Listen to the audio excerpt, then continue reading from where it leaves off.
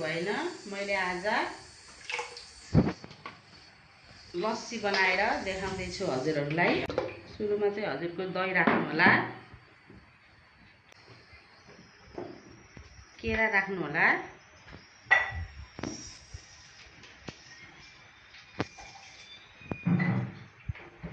यसमा हजुरहरूले स्याउहरू अरू फलफुल पनि राख्न सक्नुहुन्छ लस्सीमा। मैले चाहिँ केरा र दही मात्रै राखेँ। अनि यसमा हजुरहरूले चिनी राख्न सक्नुहुन्छ, हजुरहरूलाई कति मिठो मनपर्छ। त्यसपछि हजुरहरूले यसमा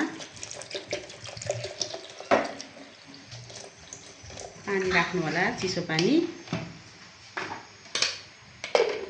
त्यसपछि हजुरहरूले यसलाई ग्राइन्डर गर्नु होला।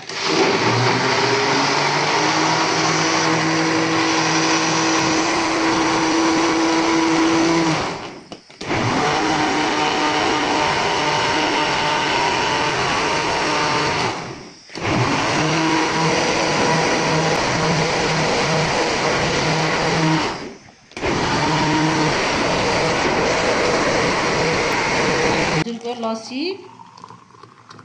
बनेर तयार भयो।